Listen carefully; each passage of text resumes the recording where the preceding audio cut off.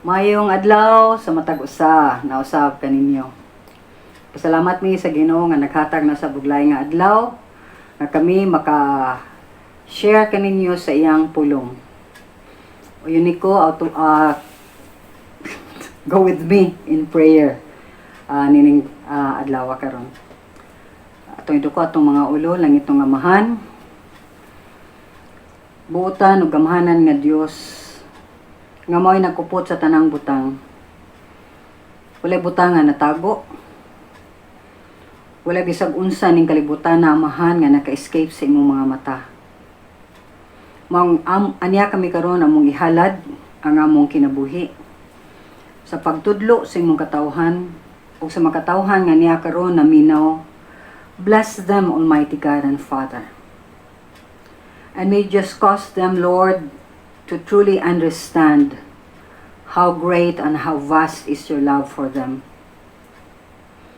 Help them, Lord, not only to understand your love, but to obey you and receive the Son that you have sent to die in our place.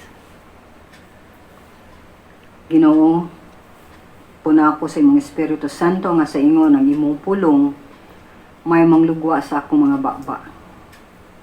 Let them be taught by the word of God, not the word of man.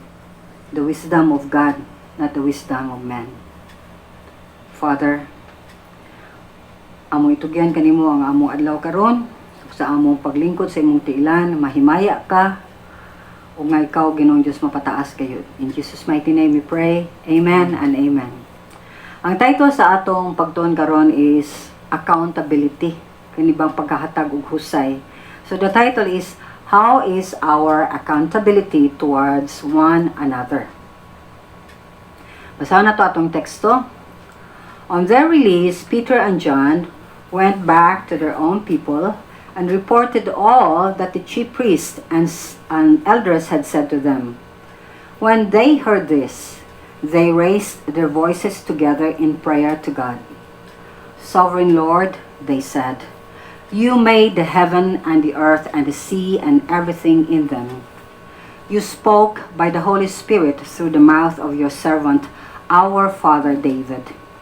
Why did the nations rage and the people plot in vain? The kings of the earth take their stand, and the rulers gather together against the Lord and against his anointed one. Indeed, Herod and Pontius Pilate met together with the Gentiles and the people of Israel in this city to conspire against your holy servant Jesus, whom you anointed. They did what your power and will had decided beforehand should happen. Now, Lord, consider their threats and enable your servants to speak your word with great boldness. Stretch out your hand to heal and perform miraculous signs and wonders through the name of your holy servant, Jesus. So, tumakita din nga girelease sila o nga nibalik sila nito silang mga kaubanan o nagampo sila. So, ang mga butang nga atong tikiyon karon mao kini. Number 1, accountability or ang paghatag og husay ngadto sa family of Christ.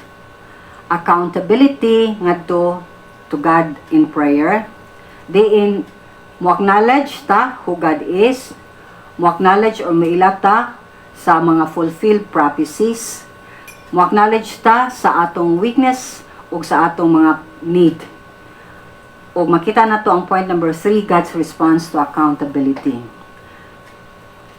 So ato sang i-define kaning word accountability.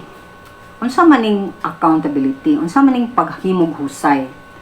Mao ni ang quality or state of being accountable, especially an obligation ni or willingness to accept responsibility or to account for one's actions. Akong bisayon, imo ning kondisyon nga mohatag kag husay, especially nakakita kang obligasyon ni o kinahanglan willing ka mudawat sa responsibilidad o mohatag og husay sa imong gipamuhat. So mutanaw ta sa second definition. Gibutang dia obligation, at the same time willingness. Nga mudawat og responsibilidad ug muhatag og husay sa atong aksyon. Nganong mang ako maning gi-emphasize? Ay kibaw mo, kumuhatag tag responsibility or accountability sa atong responsibility, atong gipakita nga tao ta nga kasaligan. Accountability manggod is a must. Kinahanglan buhaton siya o kinahanglan i-exercise sa tanang bahin sa atong kinabuhi sa atong pagkatao para malig-on ta doon natay integrity o doon natay maayo nga relationship sa uban. Ang best place nga magsugod og accountability anhigud sa balay. Kay nga naagud sa balay, ang pamilya mahimo lang silang magkahiusa o magkasinabot kung praktiso nila ang accountability. Sa dihang ang bata makatat-on o to be accountable, maka-learn sila to be honest. Kung maka-learn siya to be honest, maka-learn siya nga musulti sa tinuod. Kung maka-learn siya sulti sa tinuod, mahimo siyang tao nga dunay integrity o integridad. Sa opisina bitaw, gipangay man ang accountability ngadto sa mga employees gikan sa employer kay ganahan sila makibaw unsay ilang gipamuhat. Ang government authorities usab dapat mohimo og account or accountability ngadto sa mga nagpili nila sa pamunuan. Kay gipili man sila dapat musulti sila ngadto sa mga katawhan, but sad kaayo nga wala na kay nigibuhat. Ngadto lang makitaan nga maghimo og sona kay muhatag siya accountability ang president na lang. Pero kani sa lawas ni Kristo Jesus, ang accountability is either neglected by the leaders or rejected by the members. Ang paghatag og husay wala praktisa sa mga leaders o dili sa dawaton kung ikaw mangayog husay ngadto sa mga members ngano man na. Sa atong pagtuon karon ni Peter ug ni John, makita nato nga sila mga katawhan nga nihatag jud sila og accountability ngadto sa family of Jesus Christ. Himdumi kani sila mga apostles nga gipili sa Ginoo, leaders sila sa young church nga gibuild up sa Ginoo, and yet ngarita sa punto number 1, nihatag silang accountability to the family of Christ. So makita nato sa verse 23 nga sa dihang gibuhian sila si Peter ug si John, nibalik sila ngadto silang own people ug ni-report sila sa tanang gibuhat sa chief priests and elders. Okay, so makita nato dinhi on the release. Nakibata last week nga si Peter ug si John sikot-sikit sa mga Sanhedrin. Mao ni sila ang Jewish Supreme Court. Gisukit-sukit sila tungod sa miraculous healing nga ilang gibuhat sa bakol. Nya, gi-intimidate sila, gihudlat-hudlat sila. Aron di sila musulti na sa ngalan ni Jesus Christ or mutudlo man lang sa ngalan ni Jesus Christ. Pero ang mga apostoles, wa sila mahadlok. Kay niingon sila, among pilion ang Ginoo, amo siyang sundon kaysa inyong gisulti kanamo karon. Ug mao kini ang continuation sa atong pagtuon. Sa dihang gi-release sila, makita na to ang Sanhedrin, gi-release lang sad sila tungod sa rason. Una, kibaw ang Sanhedrin, ang Supreme Court, nga tinuod ang miracle.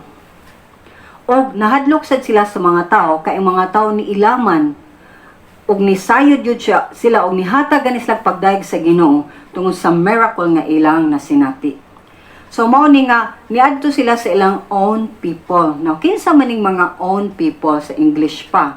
Ilang mga katawhan. Kinsa man mga ilang katawhan na dadaga sila daghang mga followers o mga tao, politicians ba si Peter si John, no?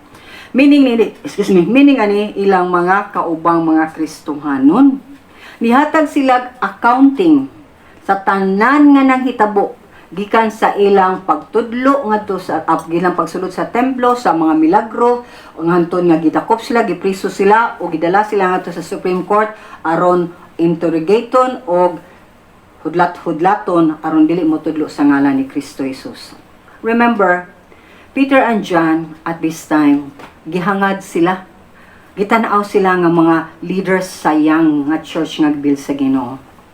Daghan sila reasons Kay sa ilang nagdawat nga mga ranggo nga di sila muhatag og husay, mo maning accounting husay sa mga bag-o nga simbahan, sa mga bag-o magtotoo. Kay naanago sila ranggo na sila otoridad. Pwede ra sila lang, lakaw lang sila na magampo-ampo, o manawag rin sila sa ubang mga kaubang apostoles, pero wa nila buhata. So makita nato dinhi ang difference sa leadership sa mga tao nga dunay Dios o sa tao nga walay Dios. So nakita nato ang mga chief priests ug elders, naslay ranggo, naslay gahom, pero ilang lupigon ang mga tao. Ang labaw sa tanan, uncomfortable sila nga maghisgot sila sa ngalan ni Jesus. Pero gani sila si Peter, mga bag-o pa kayo nga magtotoo, hala kauban sila nga do og ilang gitagaag report na unsay nahitabo nila. Sila ang leader, pero nihatag sila og report. So makita nato dinhi ang unsa ka butang, humility, kanang mapausanon nga kinaiya. Kay usa ka tawo nakahibaw gani siya nga ang authority o gagahom nga naa kaniya gikan sa Dios, di siya manglupig. Di siya masuya kung dunay mga nindot nga mga tao nahimog mga milagro ang uban or mas nindot pa sila og mga katawhan o whatever, di sila masuya. Kaya accountability man gud dinhi nga gipakita sa mga apostoles is a form of relational submission to those who care for them. Unsa madaling submission? Submission according ni Pastor Mel, nga akong kutluon si Brother Mel sa iyang definition, kay like his definition also. Ningon si Brother Mel, submission is not under domination but under protection. Kung nagpailawom ka, wala nagpasabot nga nagpatunob ka. Kung dili, nagpailawom ka para maproteksyonan ka. Example, atong linog, no? The other day, batong nga linog. Mubo ra siya, kadiyot ra siya, seconds ra siya, pero kusog kaayo ang pag-uyog. So, sa isulti na to, kung doon ay linog, di ba mo pailawom ka nga to sa lamisa, anything nga sturdy nga to ka mo sod. So, na-protectionan ka kung in kaso magani ang building nga imong gisak-an din ha, or asa kang napita, mo collapse.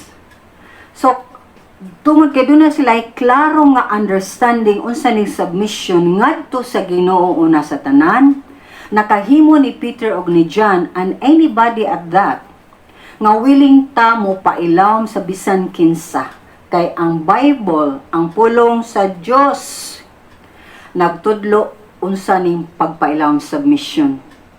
Dili lang sa rulers, dili lang sa mga authorities, but also to one another. Example na ito makita din sa Ephesians 5:21, diin si Pablo niingon, submit to one another out of reverence for Christ. Sa ito pa, magpailawmay mo. Kay baong maning naa sa Ginoo, magpailawmay ta. Ningon maganis Jesus Christ ang magpaubos, or kung buot ka mapataas, kinlang sulugon ka sa tanan. So, lahi ang pamaagi sa Dios kaysa pamaagi sa tao o sa kalibutan. So, kinahanglan kibawtang magpailawom sa matag usa. Now, submission, mao ang liabis sa accountability. Kung wa kay submission, di jud ka muhatag og husay. Migsunan, kadaghan kay ko kakita ni ana sa daghan ng mga tao in my years of service diha sa Ginoo. Manang atong makita nga si Peter and John, kay una sa tanan, submitted sila ngadto sa lordship or sa pagka-Diyos ni Jesus Christ. Dili dako nga butang nila kung muhatag sila husay sa ilang family diha sa Ginoo. Kay mao man mga tao nga probably diha na nagampo na para nila, kay nakahibaw sila kung sa'y nahitabo nila. So, para nila, kumadto sila ni mga tawhana after sila na release gikan sa pagkapriso sa interrogation, dunay gipakita dinhi ang Biblia na to. Nga, kung ikaw makaila sa Dios o kaning tawhana nakaila sa Dios, bisa pa mo, di mo kaila. Bisag lahi pa mo pinulungan. Bisa pag lahi mo mga edad, naadyo na ang bond nga naghigot sa matag usa. There's a bond that binds people together, unsa mani. Si John, beloved, na atong gisulti dinhi, siya sa dang nagsuwat ni ini sa Gospel of John. Iyang gisulti dinha pinagi sa pulong sa Ginoo ug sa balang espiritu, nagingon siya sa John chapter 1:12 to 13. Yet to all who received him, meaning Jesus, those who believe in his name, namely Jesus, he gave the right to become children of God. Children born not of natural descent nor of human decision or a husband will, but born of God. So gipakita nato dinhi ni John ang tanan nga mo dawat ug motuo ni Jesus Christ, tagaan niya katungod nga mahimong anak sa Dios. Take note. Anak sa Dios dili tungod kay gianak sila. Or dunay banag asawa nga sa nag-decide sila mga anak sila.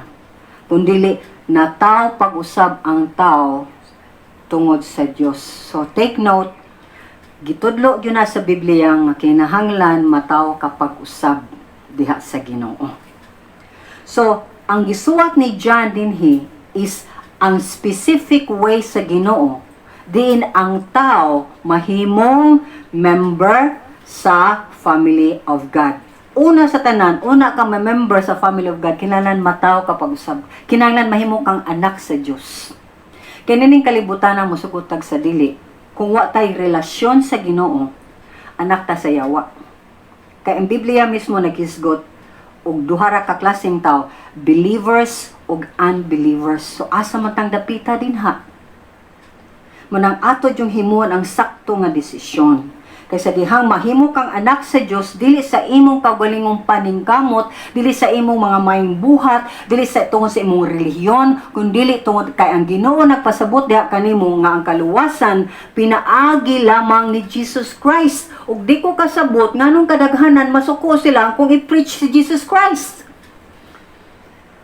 Kung ang tanang reliyon is nothing before God, ug makita man yun nato klaro sa Biblia kung basa lang tanang tao nga abli ang hunahuna, makita nato na nga it's not your effort, it's not through good works, it's not by following the law nga ikaw mahimong anak sa Dios. So atong tan-aw dinhi ang duha ka butang nga buhaton sa tao in this chapter. Sa tanan nga ni dawat, ni receive o sa tanan nga ni tuo. Two important words nga naghatod o maggiya kanimo sa imong pag-step, paglakang padung sa Ginoo nga mahimo kang anak sa Dios. Imo lang dawaton ang unsa man ang libre nga kaluwasan nga gihatag na ni Jesus Christ. Human na 2,000 years ago gibuhat na ni Jesus Christ ang kaluwasan. So ang imo karon kay kung nidawat ka, then to who is si Jesus Christ? Nga siya lang ang bugtong makabayad sa imong sala. Period. Og sunda ang iyang mga pamaagi. Iyang kinabuhi is a great example how to live this life. So, aksamino na to pagbalik ang John chapter 1 to 12. Una sa tanan para ma-member ka sa family sa Ginoo, kailangan mo receive ka ni Jesus Christ isip Lord and Savior. Ikaduha, mo believe ka in the name of Jesus. Now, anong mo tuo man kay kang Jesus Christ? Daghan kita, believe ba na ko ato ni kuan? Oy, pag anad dang, may kay mo shot, may kay mo maoni. Na ganitay giant din, nakalimot ko si Mar Fajardo. Sikat nga guys, Mar Fajardo, no? Taga Cebu. Bisdak, dako nga tao. May mo duwa. Yung Pardo, nakayong tao, wow, kaila ko na niya, slingan mi bay? May kita mo, kanang muhangop din ta, o mga butang, ang mga tao nga naa sila na-achieve nining kalibutan na. Pero si Jesus Christ nga, iyang gi-achieve, iyang gi-angkon ang sala nga, dili iya. Iyang gi-pakamatsyan ta sa sala nga atong gibuhat, para ta malimpyo sa tubangan sa Dios. Kinahanglan mo tuo ka, mas mo believe ka. Gusto kita mo believe og tao, pero di ta mo believe ni Jesus Christ. Una sa tanan, mo believe ka ni Jesus Christ nga siya ang Dios nga nahimong tao, mo nagitawag na to God man, nga gipadala sa God the Father to redeem us from sin. Nga mo believe tan in the name of Jesus Christ, ka siya ra ang God man nga fully paid in full na, done na, human na, finish na ang pagbayad sa penalty sa atong sala at the cross, once and for all forgiveness of our sins. Mo believe ta in the name of Jesus Christ as the God of man, nga nahimong mediator between God and man. Wala ay nagpatilwala sa Dios ug sa tao. Si Jesus Christ ra siya gunigdupa. Nya mo believe ta in the name of Jesus Christ kay ngano man he is the God man who ni-claim siya, I am the way, I am the truth, and I am the life. No one, why makaadto sa mahan, gawas pinaagi ka niya lamang. So manang accountability, dili lang ni about horizontal relationship sa atong isig katawo. Kinahanglan ang atong tinuod nga pakigrelasyon nga to sa Ginoo. Mabitaw na nga vertical and horizontal, unsa man ni siya? Cross. Amen, magsuuna. So, adto ta sa atong second point. Makita na to dinhi ang accountability sa mga apostles to God in prayer. You see, kung muampo ta, kinahanglan atong ipakita nga nagpailawom ta sa Ginoo ug muhatag tag husay mo ng submission, pailawom, husay accountability to Him. For in prayer, atong gipakita willingly to the Lord nga siya ang Dios ug whatever it is, inisalig ta niya ug atong dad-on ang tanan natong mga problema diha in prayer. However, sa dihang mo ampo ta, kinahanglan mo acknowledge ta first kinsa ang Ginoo. Kay dili man siya ordinary nga ruler. Siya man ang master ug ruler sa tibuok universe. That's what we see here sa family of God. Kay nag-ampo sila in one voice. So, makita na to dinhi ang ilang accountability to God in prayer by acknowledging who God is. So, makita na to sa verse 24. Sa pagkadungog nila ni ini, sa report nila ni Peter ug ni John, nagdungan sila og ampo together in prayer to God. Wala rin usay nag-ampo. Ug wa sila nag-ampo nga dunay basahon balik-balik. Ningon sila, gamhanan, bantugan nga Dios, ikaw man nagbuhat sa langit ug sa yuta and the sea and everything in them. So makita nato din nga ilang ang Ginoo is sovereign. Sovereign is siya dunay control or powerful siya. Kay siya man ang creator, siya man ang nagbuhat sa tanan, heaven, earth and the sea and everything in it. Have you really thought about it? Nga ang langit kasi nagbuhat ana. Kisay nabuhat aning tanan nga nasa kalibutan, apil na ka. Kisay ginabuhat sa tanan nga nasa ilawom sa kalibutan, o sa kadagatan, o sa lawom sa kadagatan. Do you really know kinsa? Giilaban nimo nga dunay Dios. Kinsa man ni nga Dios imo hinimo o ang Dios ni nga way sinugdanan o way katapusan. So we need to face all these facts. So in doing so, as children of God, ni acknowledge sila nga wa sila mabuhat gawas sa Dios.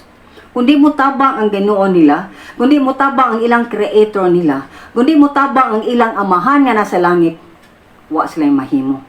Kay hudlat na sila, threaten na sila. Ayag sulti mo balik anangana. Ang nihudlat nila are not ordinary men, dunay power to kill them anytime. So mo na nga, sa ilang pag-ampo niini, ila jung giila, ikaw Ginoo ang gamahanan ug ikaw ang dunay power ug control sa tanan. Ug ilang giila dinhi ang ilang pangkinahanglanon, ilang kaluyahon before God. Dita mo do sa Ginoo nga ato siyang sultihan unsay atong gusto. Ato ba siyang Ginoo inanaa tingali ni pagkuan Ginoo chuk. Ato pang gitudlo ng Ginoo sa iyang buhaton sa atong problema. That's not the way to pray. And most of all, do not pray kabalik-balik. Pray from your heart with humility. So, mo ni nga kaning prayer dili na siya ready-made thing nga imong basahon, balik-balikon. Prayer is a means for man to humbly communicate with God for all things and in all things. For apart from God, we are all nothing. Mapailawon ka sa Ginoo, musulti ka sa imong tanang mga pangkinahanglanon ug kakulangon. Ug unsa man ang problema, pasalamat ug pangkinahanglanon. Kay pinaagi sa Dios lamang kita makahimo sa tanang butang. Pero kung wala ang Dios, wa kita. Mo na nga, God is God. Ginoo gyapon siya, yet person siya. A personal God nga buot kaayo nga doon natay personal relationship pinaagi siyang bugtong anak si Jesus Christ. Nganong si Jesus Christ man? Kay siya raman ang gipadala sa amahan nga mubayad sa atong mga sala nga wala niya buhata. Hinumdumi ang atong sala, ang akong sala ug imong sala mo'y nakapalansang niya sa krus. Ang iyang kinabuhi nakutluan, patay siya nga to sa cross para sa dihang sa iyang kamatayon mabuhi ka. Sa iyang pagkagapos sa cross magawas nun ka. Labaw sa tanan doon na kay eternal life. Sumana nga kung buot nga doon na tay personal connection sa Ginoo, samahan, kinahanglan atong i-acknowledge ang kinabuhi, kamatayon, o pagkabanhaw ni Jesus Christ. O gimo na to si Jesus Christ, the only Savior and Lord sa atong kinabuhi. One night plus, no minus, Christ alone. Kay pinaagi lang ni Kristo, ikaw madawat sa amahan.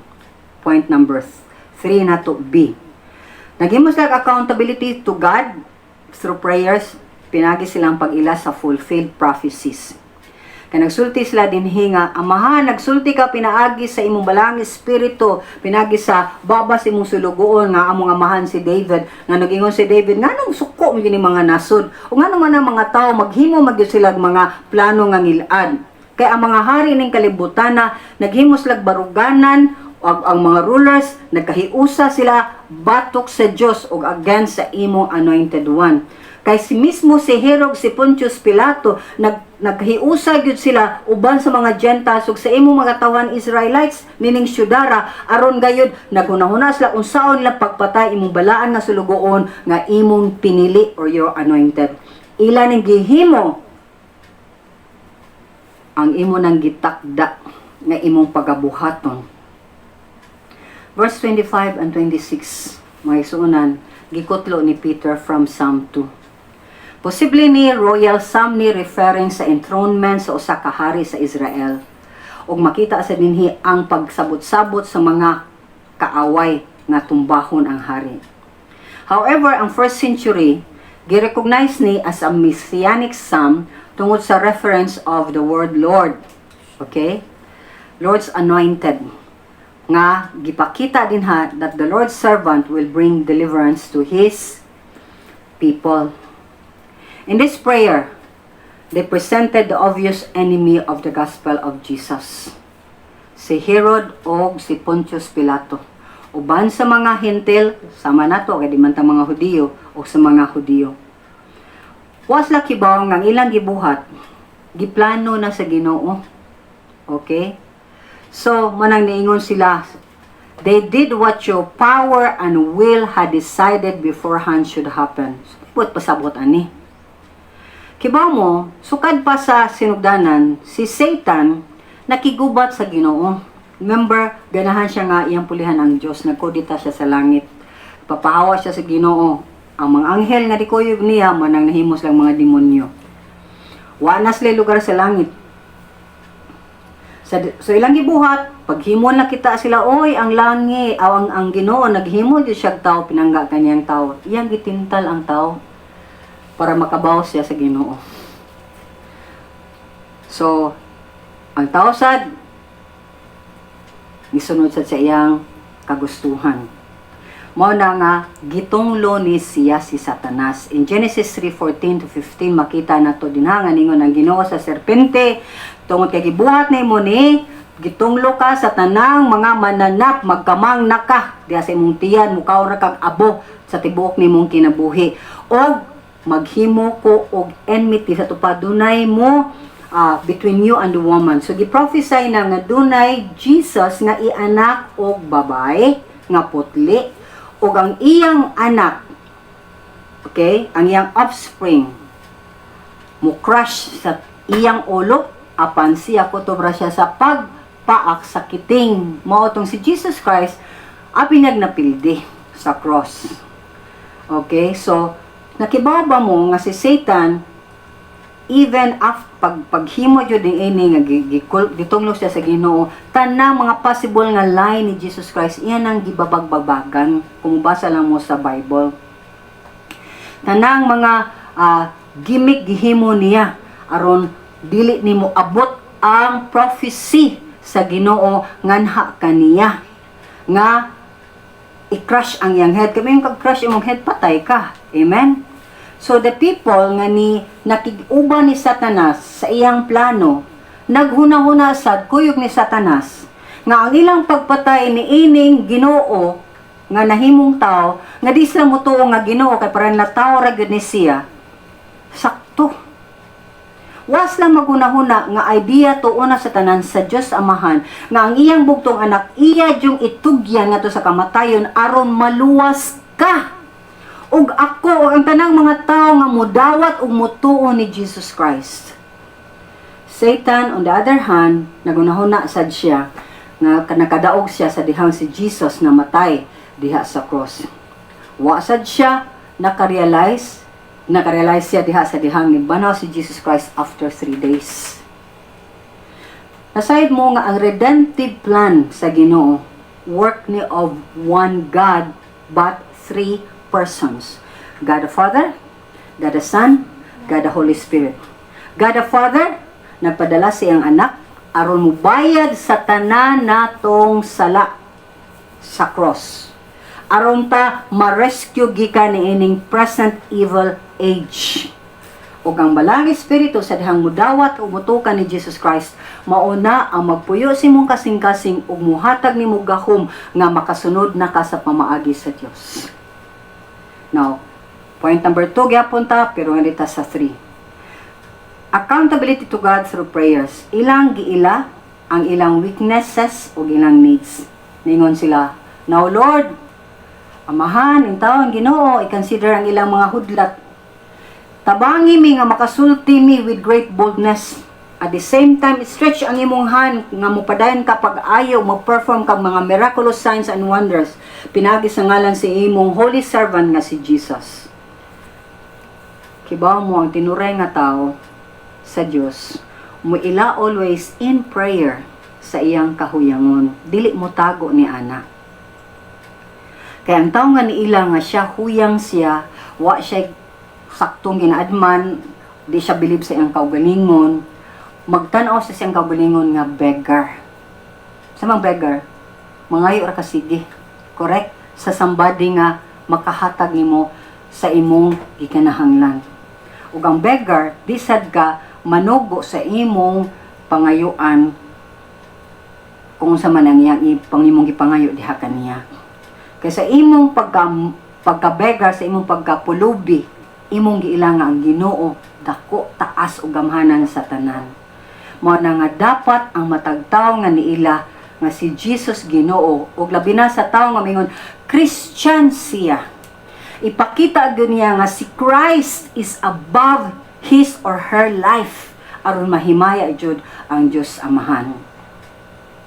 So makita nato dinhi ang apostles uban sa mga katawhan sa Dios nangayo og proteksyon og kaisog nga magpadayon sila og sulti sa ngalan ni Kristo Jesus. Nangayo sa sila dinhi unsa milagro, mga signs and wonders pinagi gihapon sa ngalan ni Jesus Christ. So kanang tawo moingon sila dinha nga in the name of the ilang name, in the name mao ni akong ngalan, maayo ka, di na sila kikan sa Ginoo. Pero nasa gihapon moingon sa in the name of Jesus gayo ti kayo nang ayo ra ba?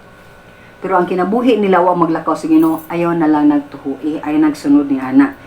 Kay nag-ubra-ubra ra na sila. So ang atong pangutana niini is ngano na nga sila ani?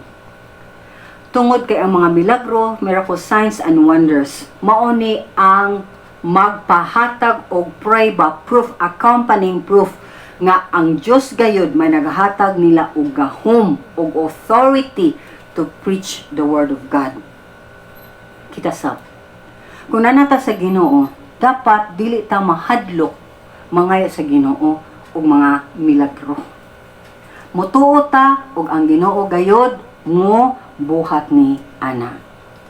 Nakakita ko daghang milagro, signs and wonders Di lang sa akong kinabuhi, kundi daghang mga kinabuhi ako nakitaan in various ways and various times. Ug ako napasalamat kay Ginoo sa kanunay nako nagpamatuod nga iya ko ug kanang tawhana iya ug labaw sa tanan siya di ay Dios.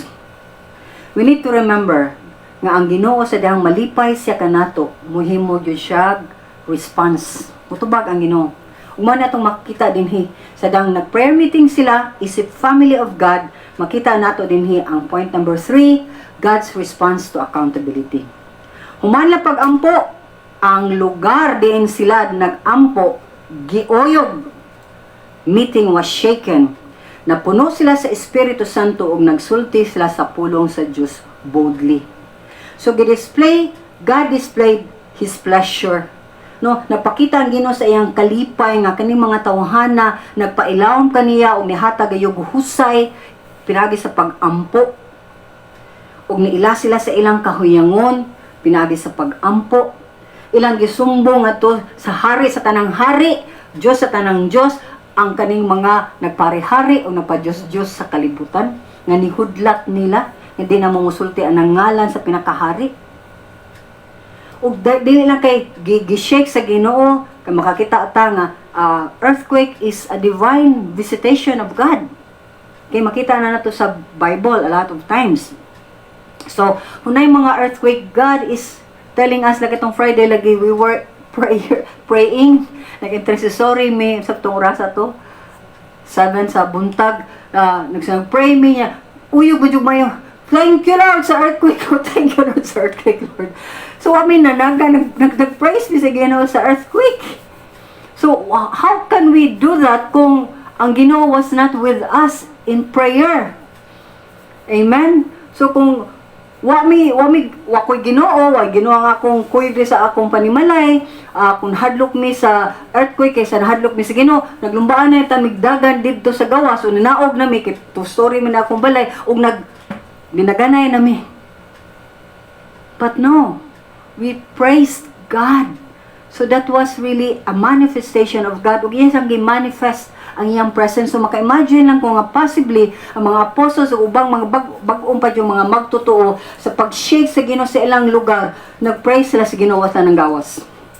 Ug paghuman pag yun niadto, gipuno sila sa Espiritu Santo nga naka-speak sila boldly. Now, kanus aman ni wa gisulti dinhi, but it could be nga during sa ilang prayer mas ni grabe ang ilang pag-ampo or after sila diha nag-ampo pagawas nila nakasinati sila kaisog sa pagsulti sa pag-preach sa pulong ni Jesus Christ. Can remember this, it's only Jesus Christ who can save us. Salvation belongs to our God who sits upon the throne. Revelation chapter 6 kung ako masayop.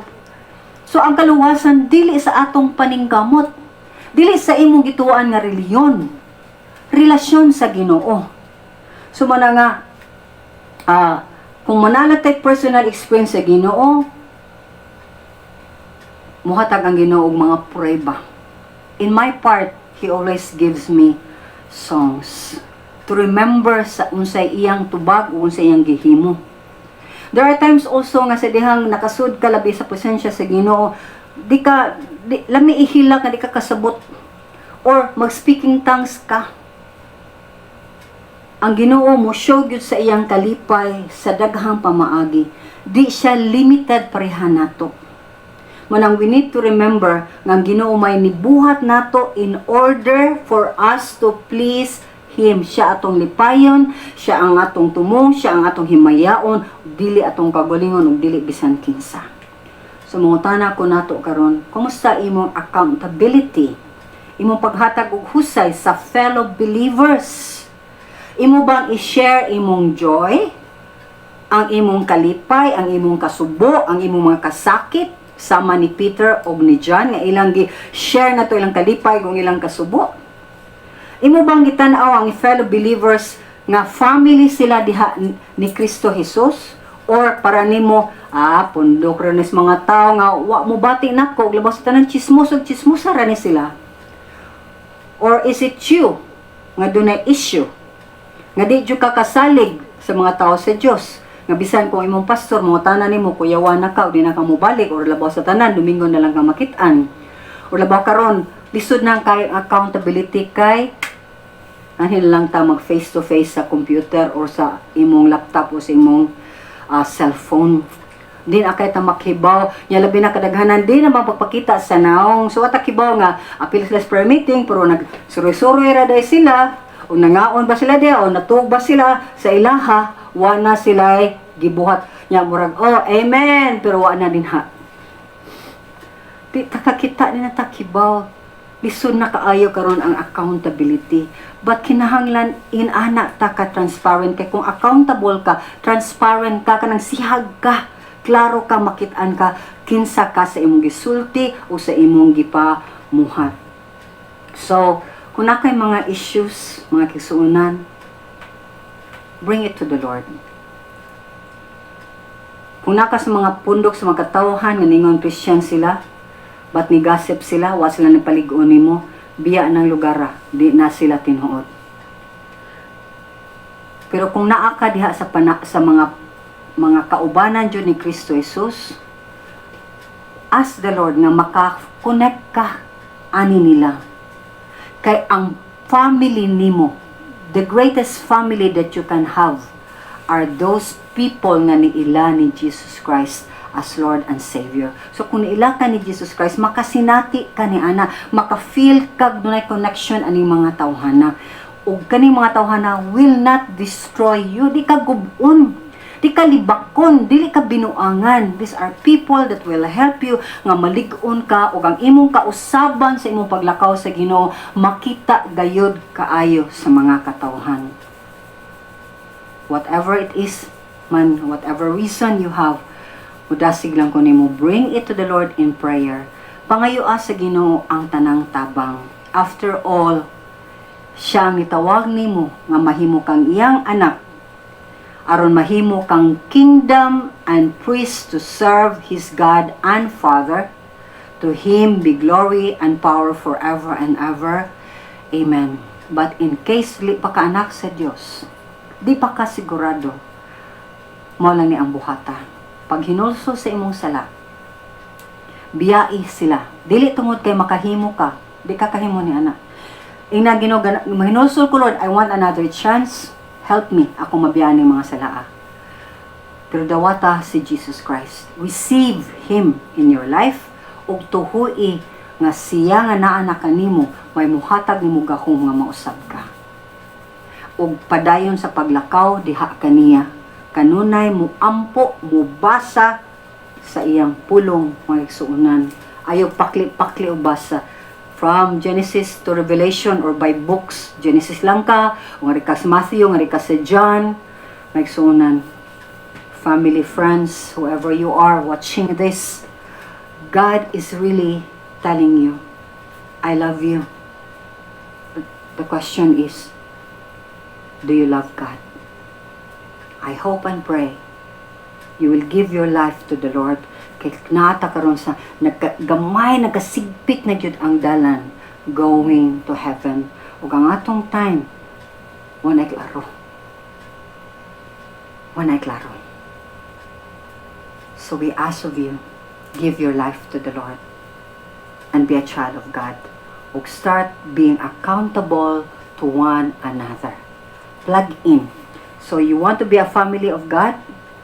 You can chat with us, you can text us, nining among kaning sa Door of Hope, na number din ha, tawagin mi.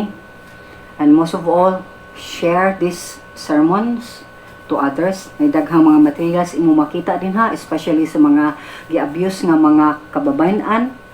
Nagbuhat pa mi nga makalakinan nga ni-abuse, mubarog sila o musulti sila nga ilang ngit-ngit, law, lisod, bati nga kaagi, giusab sa Ginoo. Just like me who's standing before you now.